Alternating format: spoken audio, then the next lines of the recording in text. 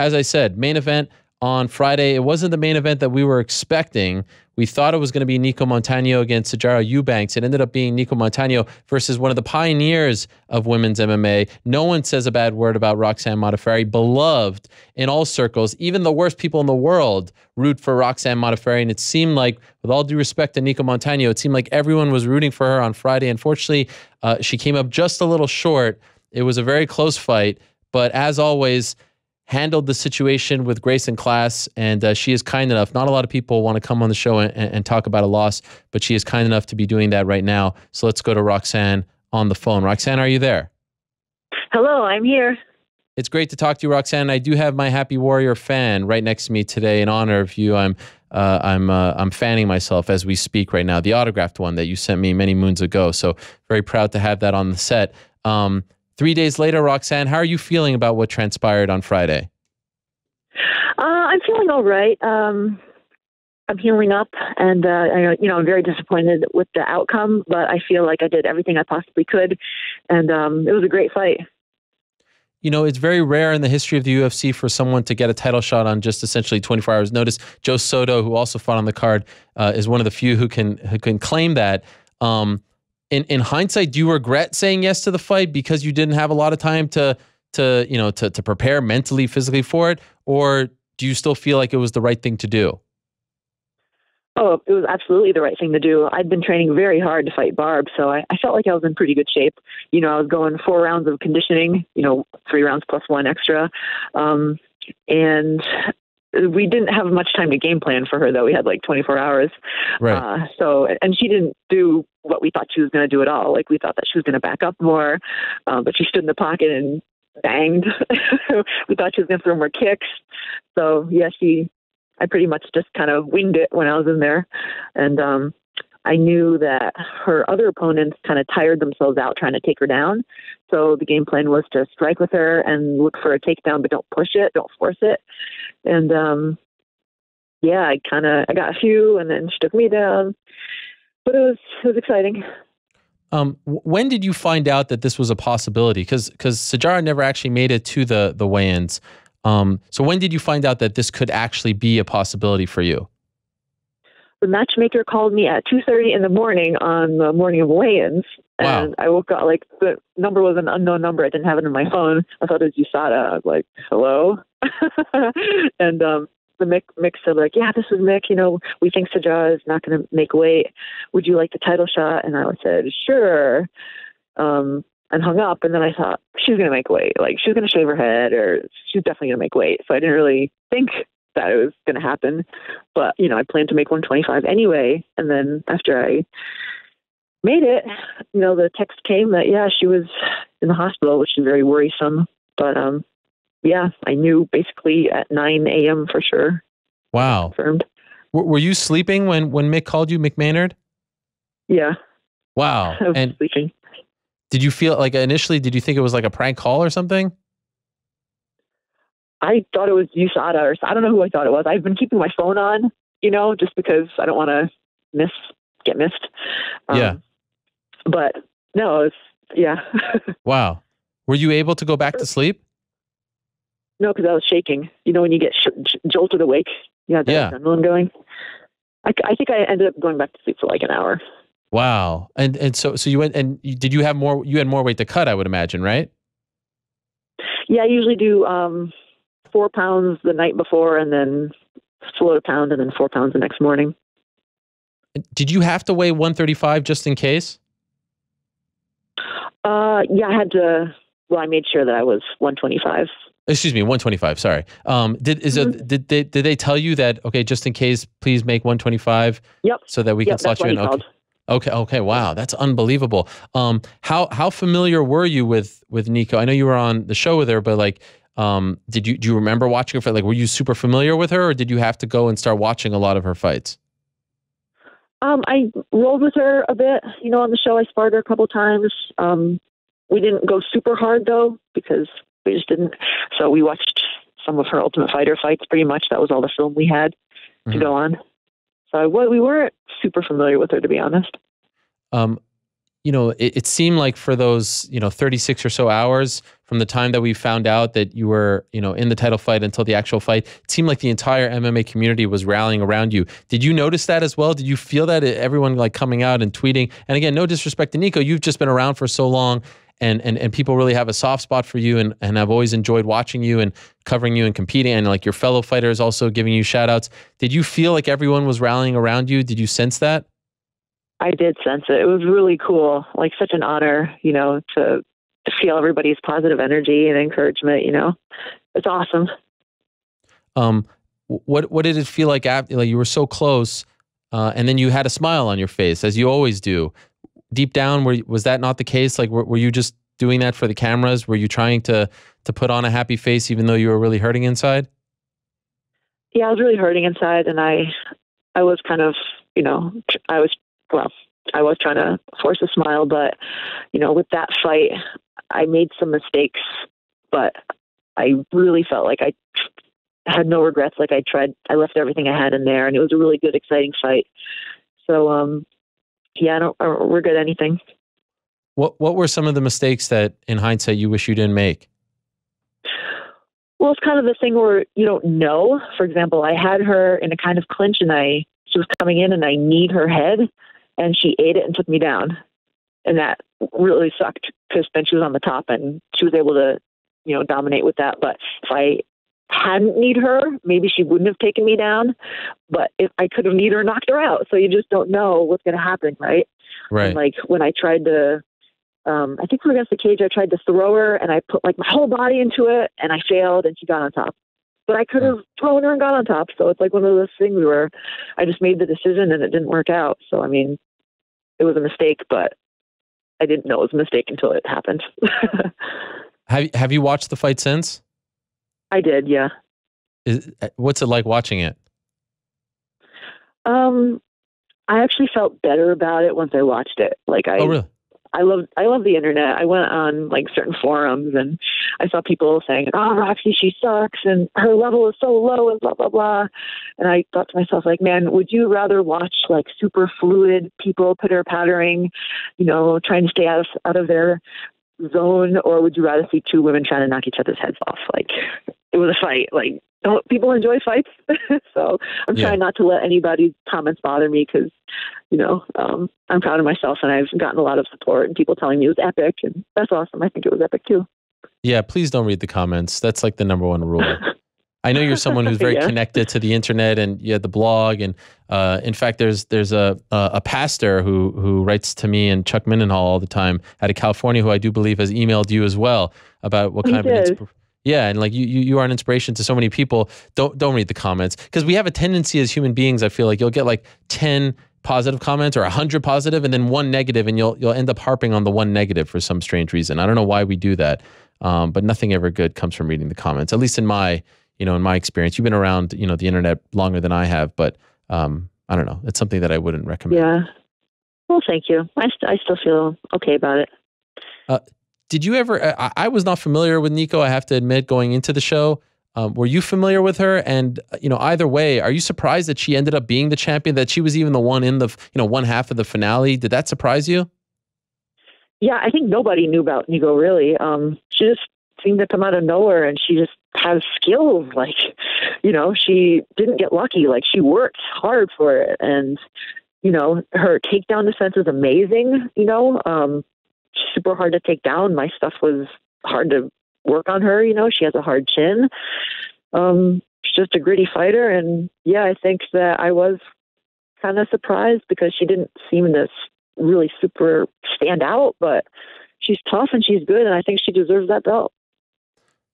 You're one of the few people to do The Ultimate Fighter twice. I can't imagine doing it once. It's such a, it's such a strain, and you're disconnected from the outside world. Why did you decide to do it twice as opposed to say, maybe I'll bypass it this time and try to go the other route where I just kind of fight in the UFC and get a title shot that way? Why did you want to experience this all over again? Yeah, I didn't necessarily want to experience it all over again. Okay. I wanted to get back to the UFC.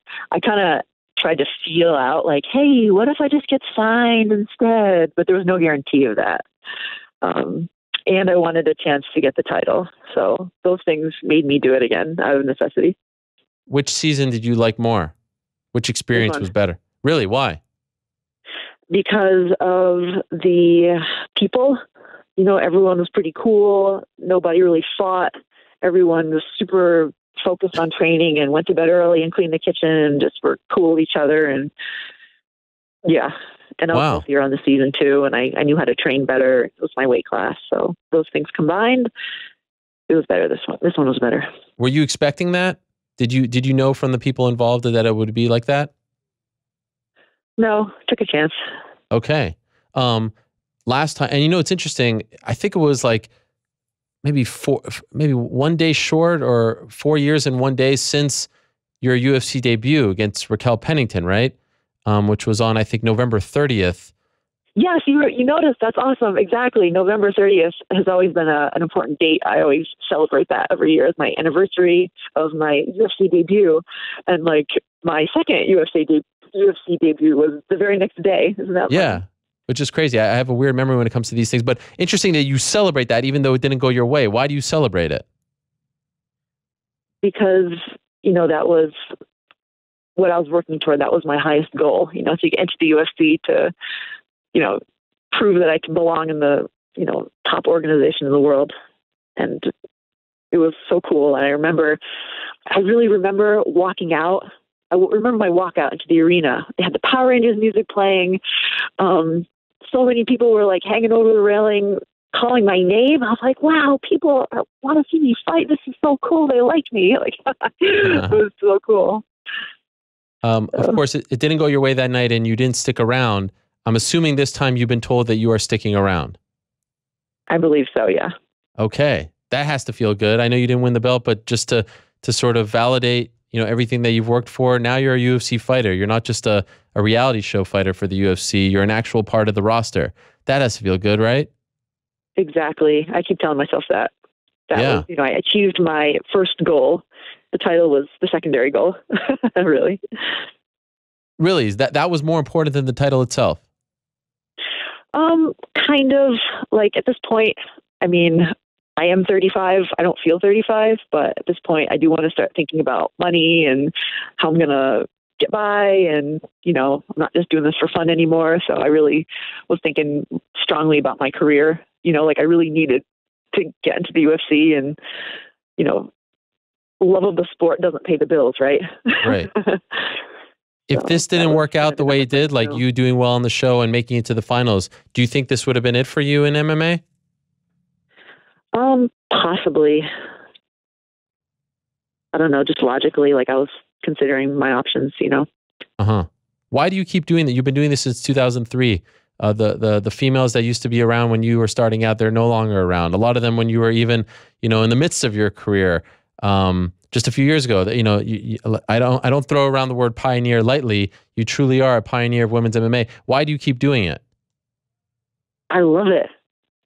And I know that I have more potential to grow and get better. And I still have people that I want to face.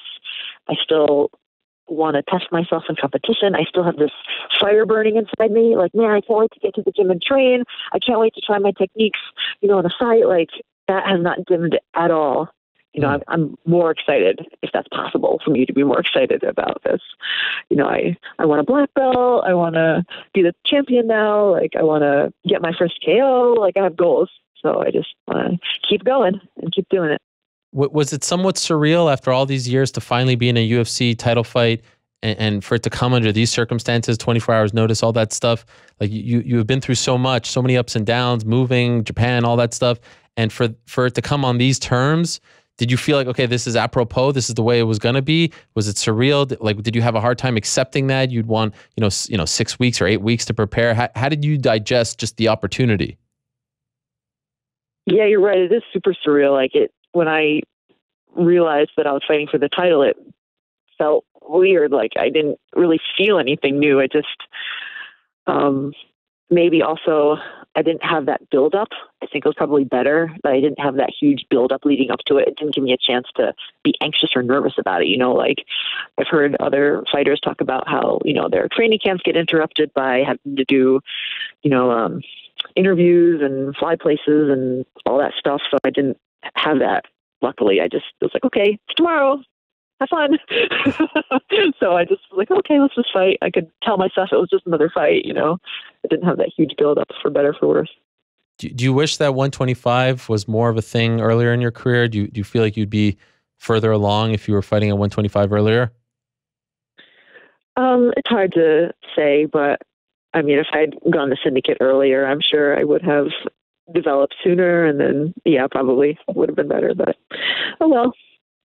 It seems like a lot. I've heard from a lot of the flyweights in the UFC, the female flyweights. Oh, Nico has a bullseye on her back. People say, oh, just wait until she fights the Valentinas of the world. How do you think she'll do as champion? Do you think she'll be one and done, or do you think that she has what it takes to actually go on a run here? Yeah, lots of the internet dudes were saying, oh, Valentina's going to cream everybody and cream her. Yeah, I don't know, man. Don't underestimate Nico. She's special.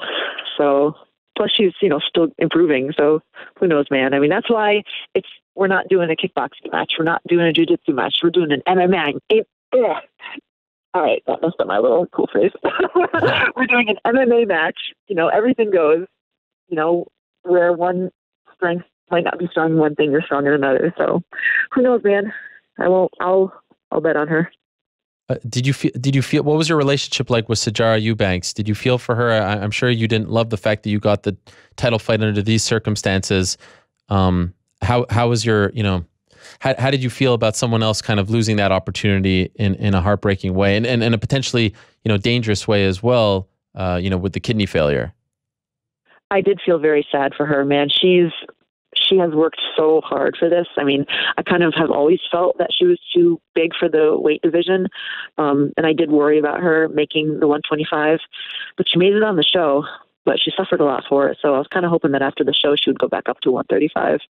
And, I know how determined she is and how hard she worked. And I felt bad for her and worried that she had a kidney failure or whatever. But I met her after the fights and she seemed healthy. So she said she recovered. So that was good. I hope she has more success in the future. When do you want to return? I would like to return as soon as possible. Really? You don't want to take a break? What is this word break? Is that a foreign language? Okay. I mean, you just did a reality show, you fought a bunch of times, had to cut a bunch of weight. I know it wrapped up, a couple months ago, but everything involved with this title fight, but no, you want to be back. I want to be back. Put me in there, Dana and matchmakers, people. I don't know who's in charge of that is. Put me in there. I want to fight again. Again, do you have an opponent in mind? Oh, man, I'll fight whoever they tell me to fight. It might even be Barb, since we both lost. And, I always wanted to fight her. Oh, that's the other thing. I actually felt a little less stressed with the new matchup because I had the whole, it's Barb Honchak. It's the 6th year in the making rematch. And then it was like, oh, Nico, she's your buddy. Go fight her. Oh, okay. I felt a little more relaxed. Wow. Barb fight, to be honest with you. Oh, wow. But yeah, I still want to fight Barb, so maybe that'll happen. But whoever they want me to fight next, I'm all for it. By the way, speaking of Dana, did he say anything to you after the fight? He did, and my brain was still in fight mode, so I forgot most of it, but I don't remember most of it. But he was very supportive. He said it was a good fight. And thanks for taking it and stuff. As I said, I know a lot of people reach out to you and you inspire a lot of people. Is there one message, one note, one email, one tweet that really stood out, that really meant a lot to you? Yeah, I've gotten, that fellow who you mentioned actually said the nice things about my fight, and just a lot of people have written to me saying that, I've inspired them and I am the embodiment of a martial artist and showing the world what a martial artist should be. And that hit home because that's really what I want to do. Like, if I had to lose, I would at least want to have an epic battle and, show what a martial artist should be. That was another one of my goals, So that was pretty cool. And a few people said that. Last thing for you, Roxanne, why do you think you have this connection with people Why do you think so many people like you? Why do you think so many people pull for you? Why do you inspire so many people? Why were so many people happy when you finally got that title shot? Why do you think that is? Maybe because I'm true to myself. I don't conform the way, I don't always conform. I always am true to myself. Yeah. What do you think? Well, it's hard to say. I think it's because you're kind of like an every woman. Like we kind of see ourselves in you, but you are able to do these superhuman things that none of us could ever dream of doing. You're relatable in that sense. You don't have that like superhuman physique or these superpowers. It just seems like you've worked for everything that you've gotten, and maybe had to work a little harder, and you're exceeding perhaps expectations and labels that were put on you, and you're going out there and you're kind of like you're fighting above whatever gifts that were given to you, and people really respect that and kind of dream that they could do that sort of thing and want to live vicariously through you, and dream that maybe if I worked a little harder, I could do that. I could pull that off. I could be like Roxy. I feel like you're just very relatable to a lot of people. And of course, you're just an incredibly kind human being. So everyone wants to root for someone who's kind. Well, that sounds about right. You said it way better than I could have. All right. Thanks, Ariel. That's kind no problem. Of you. And I mean it. Encourage the fans to feel free to reach out to me on social media. I love meeting people. It's awesome. And some of my best friends were fans. Amazing.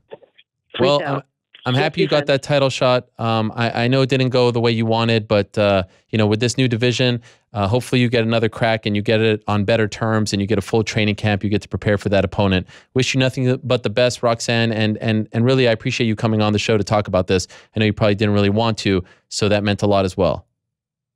Oh, that's okay. Thank you so much for having me. And I'm glad you guys enjoyed our fight. Yes, I'll talk to you soon. Thank you, Roxanne. All the best to you. All right. Thank you. Have a great day. All right, there she is, Roxanne Modafferi. Fell just short on Friday, but still beloved by all her fans and everyone in the MMA community, and looking forward to what she can do now as a member of the UFC's flyweight division.